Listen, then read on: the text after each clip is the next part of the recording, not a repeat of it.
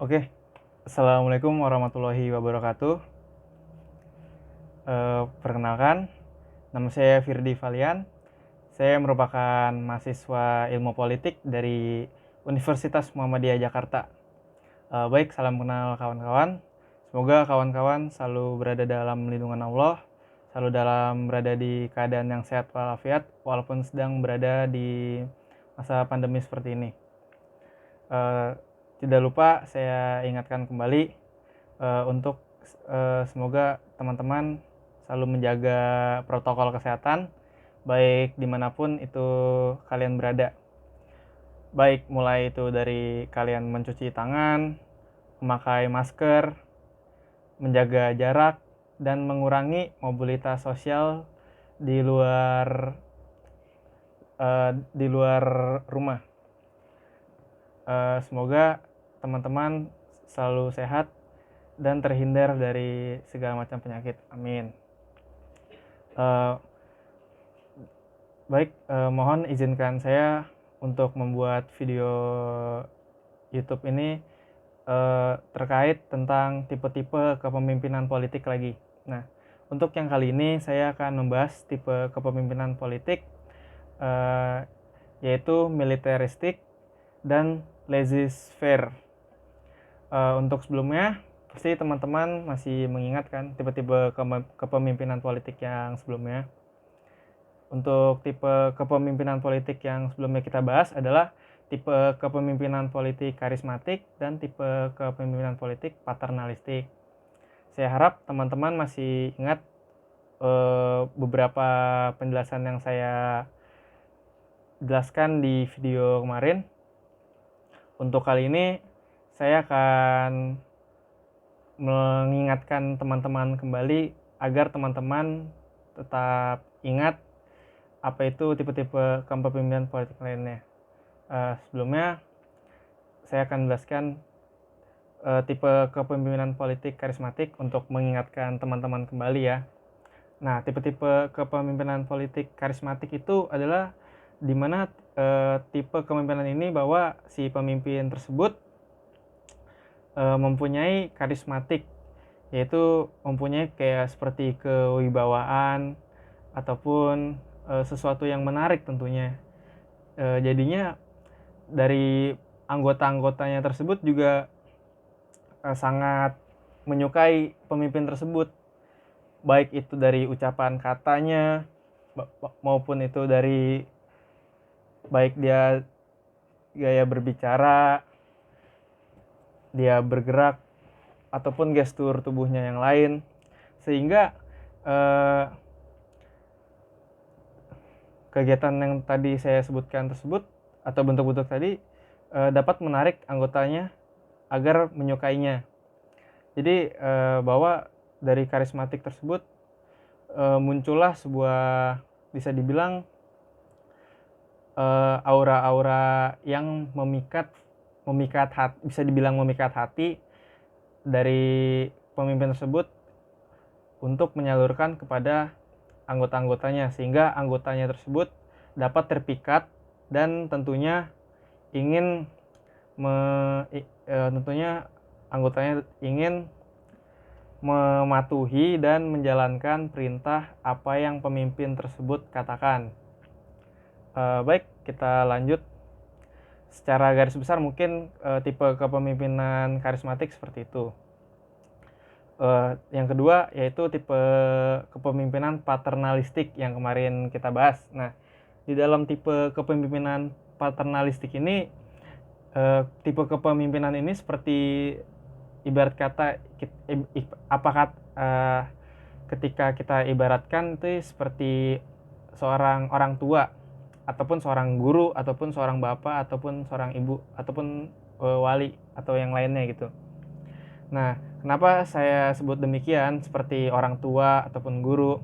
Karena tipe paternalistik ini sang pemimpinnya itu dia itu lebih seperti mengajarkan, dikata selain mengawaskan, dia juga selalu membantu dan mengayomi setiap masalah-masalah yang anggotanya dapatkan. Jadi bisa saya simpulkan ya umpamanya seperti guru, ibarat kata guru matematika. Apabila murid-muridnya itu mengalami kesusahan dalam membuat tugasnya, pasti guru tersebut akan langsung bertanya, apakah murid tersebut kesusahan? Apabila murid tersebut memang ia susah dalam menjalankan tugasnya, pasti secara tidak langsung dan langsung guru tersebut akan langsung membantunya untuk diajarkan kembali hingga murid tersebut itu mengerti apa yang guru tersebut ajarkan. Ibarat kata ketika seorang pemimpin paternalistik ini memberikan sebuah tugas, tentunya ia akan mengawasi anak buahnya. Tetapi ketika anak buahnya mengalami sebuah masalah, walaupun itu masalahnya kecil, tetapi pemimpin tersebut pasti akan langsung membantunya dan mengayominya. Terkadang juga tipe kepemimpinan paternalistik ini juga bisa dibilang seperti tipe yang memanjakan. Jadi anggotanya tersebut seperti dianggap sebagai anak kecil. Ya kurang lebihnya seperti itu. Semoga di dalam segmen pengingat ini teman-teman bisa mengingat kembali apa saja materi yang kita bahas di video sebelumnya. Dan apabila teman-teman yang ingin lebih mengetahui videonya lebih jelas lagi, silahkan teman-teman melihat video saya yang sebelum-sebelumnya, mulai dari awal hingga sampai video yang ini. Dan tentunya pasti video-video tersebut akan berlanjut. Dan untuk sekarang kita akan membahas tipe-tipe kepemimpinan politik yang pertama, yaitu tipe kepemimpinan politik militeristik. Nah, pasti ketika kalian teman-teman mendengar tipe kepemimpinan militeristik, pasti kan dari kata militeristik itu kan yang pertama kita dengar pasti kata militer kan. Nah, kata militer tersebut juga militer. Kita dengar pasti langsung teringat seperti tentara ataupun aparat. Nah, di sini tuh tipe militeristik ini gaya kepemimpinan itu bisa dibilang mirip seperti otoriter ya. Terus gaya pemimpinnya ini juga memusatkan ke segala keputusan dan kekuasaan dan kebijakannya itu dipegang oleh satu orang. Jadi nggak seperti kepemimpinan otoriter. Nah, segala pembagian tugas dan tanggung jawabnya itu juga diatur sama pemimpinnya. Jadi si pemimpin yang otoriter tersebut, nah sedangkan itu bawahannya itu tinggal melaksanakan tugas-tugas yang udah diberikan sama pemimpinnya itu. Jadi kurang lebihnya itu tipe kepemimpinan militeristik ini seperti kepemimpinan otoriter. Jadi pemegang kekuasaannya itu hanya kepada satu orang pemimpin, dan setiap penugasan ataupun perintah yang dibuat pemimpin tersebut wajib hukumnya untuk dilaksanakan dan tidak bisa diganggu gugat.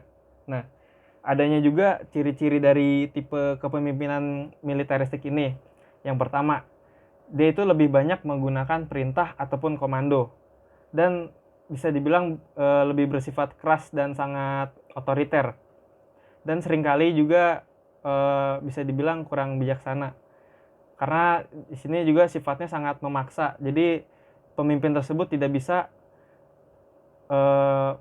menerima masukan ataupun kritik sedikit pun dari bawahannya. Yang kedua itu menghendaki kepatuhan mutlak. Yang ketiga itu sangat menyenangi yang namanya formalitas. Jadi dalam kepemimpinan militeristik ini sangatlah amat formal. Terus dia juga suka mengadakan upacara-upacara ataupun tanda-tanda kebebasan yang berlebihan. Nah, seperti mengadakan sebuah upacara terkait tentang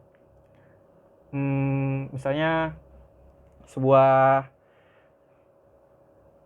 aparat-aparat seperti tentara atau polisi mengadakan sebuah acara terkait pelantikan.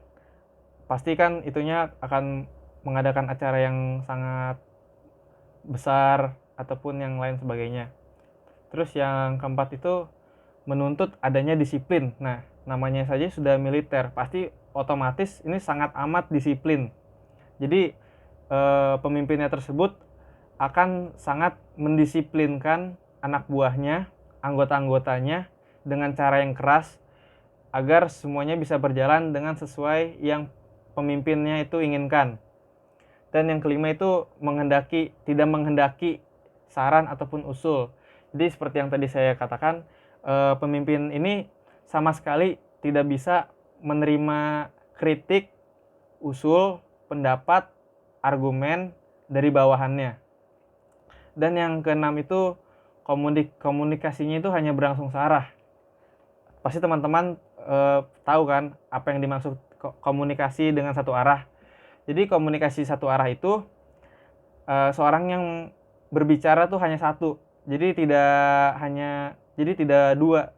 Jadi ibarat kata seorang pemimpin dengan seorang anggotanya bersifat satu arah. Jadi komunikasinya itu hanya dari seorang pemimpinnya saja. Jadi bukan dari anggotanya. Jadi anggotanya itu hanya mendengarkan dan menjalankan apa yang pemimpinnya itu perintah ataupun tugas. Terus bisa kita lihat ya, kalau dari contoh-contoh pemimpin militeristik itu, kalau dari tokoh dunia itu bisa saya kasih contoh seperti Alexander the Great. Kalau dari lokal ataupun dalam negeri yaitu Indonesia seperti Bapak Soeharto dan Bapak SBY. Nah, kenapa saya mengambil contoh misalnya Alexander the Great? Nah, karena dia dalam masa pemerintahnya itu dia lebih banyak menggunakan sistem pemerintah ataupun komando, serta juga bisa melakukan terkadang melakukan kekerasan agar semua anggotanya itu dapat didisiplinkan dan tidak dapat melawan. Nah, yang paling terpenting dalam menjalankan pemerintahan militeristik itu yaitu orang tersebut harus memiliki kepercayaan diri yang sangat amat tinggi. Jadi ketika orang melakukan kepemimpinan ini, jika ia memiliki kepercayaan diri yang kurang, saya rasa pemimpin tersebut akan jatuh dan lebih mudah digulingkan oleh anggota-anggotanya. Jadi apabila seorang pemimpin tersebut memiliki kepercayaan tinggi yang besar, pastinya anggota-anggota tersebut akan patuh dan akan segan. Apabila bisa dibilang mungkin takut. Jadi anggota-anggota tersebut tidak akan berani melawan pemimpin tersebut. Lalu yang kedua, yang tidak kalah pentingnya itu beliau juga Alexander the Great ini juga beliau adalah pribadi yang sangat dikagumi juga. Karena yang saya bilang, dia itu memiliki kepercayaan diri yang sangat tinggi. Tidak lupa juga memiliki kepribadian. Nah, yang tidak kalah pentingnya ini, seorang pemimpin juga harus memiliki kecerdasan yang tinggi. Pasti di dalam sebuah tipe kepemimpinan itu kan pasti ada yang namanya kelebihan dan kekurangan kan. Jadi di dalam kelebihan tipe kepemimpinan militeristik ini, yang pertama tegas dan tidak memiliki keraguan dalam bertindak dan dalam mengambil keputusan. Yang kedua, bawahan akan memiliki disiplin yang tinggi dan tidak akan semena-mena. Jadi akan selalu segan dan patuh terhadap pemimpinnya. Yang ketiga, bawahan akan merasa aman dan terlindungi. Lalu kelemahannya. Nah, di sini kelemahannya itu suasananya itu cenderung kaku, karena yang tadi yang sudah kita sebutkan di awal, yaitu ini sangat amat menjunjung formalitas yang tinggi. Nah, pasti ketika menjalankan sebuah komunikasi yang sangat formal, pasti di situ akan muncul seperti jarak. Jadi nggak terlalu dekat. Jadi karena selalu formal, jadi tidak akan bisa dibilang kayak dekat seperti apa ya, kayak mungkin sahabat gitu. Nah, terus yang kedua itu pemimpin sukar dalam menerima kritikan. Nah, pastinya pemimpin tersebut tidak ingin menerima kritik dari bawahannya.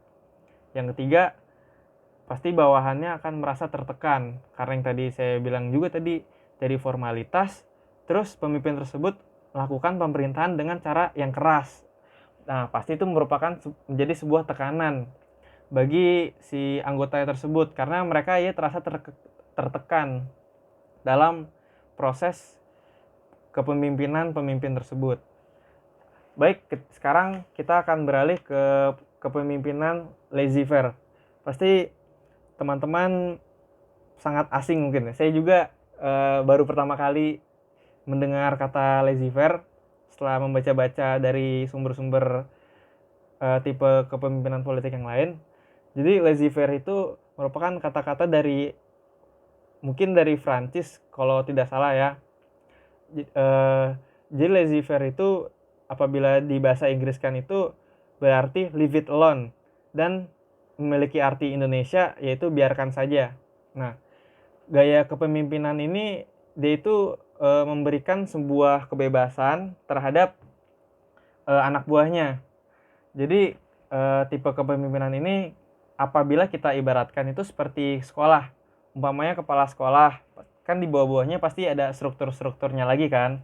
Nah, seperti misalnya ada wakil kepala sekolah di bidang kurikulum, terus wakil kepala sekolah di bidang sarana prasarana, ya, terus yang ketiga wakil kepala sekolah di bidang kesiswaan. Nah, jadi di sini kepala sekolah itu membebaskan semua bawahannya itu untuk mengambil sebuah tindakan berdasarkan masing-masing bidangnya. Jadi kalau kita lihat di tipe kepemimpinan laissez-faire ini, pemimpinnya itu cenderung bisa dibilang cenderung pasif. Jadi bisa dibilang tuh minimum partisipasinya itu sangat minim. Mungkin kadang juga ada yang tidak ikut berpartisipasi. Jadi fungsi di dalam pemimpin laissez-faire ini, pemimpin hanya sebagai pengawas. Tidak lupa juga di ciri-ciri tipe kepemimpinan laissez-faire ini, yang pertama itu pemimpin itu benar-benar memberikan kebebasan dan ruang kepada seluruh anggotanya. Yang kedua itu pemimpin membebaskan kepada stafnya dalam melakukan tugasnya. Jadi pemimpin tersebut tidak memaksa ataupun mengharuskan dengan cara apa anggotanya tersebut menyelesaikan tugas-tugasnya. Lalu yang terakhir, pemimpin tersebut hanya sebagai pengawas saja. Jadi apabila muncul masalah dari beberapa masalah yang terjadi, pasti anggota-anggotanya tersebut yang harus mempunyai rasa inisiatif untuk menyelesaikan masalah-masalah tersebut sesuai dengan bidang-bidangnya. Mungkin hanya itu pembahasan singkat dari tipe-tipe kepemimpinan militeristik dan tipe-tipe kepemimpinan laissez-faire. Semoga yang saya sampaikan bisa bermanfaat. Kurang lebihnya mohon maaf. Wassalamualaikum warahmatullahi wabarakatuh.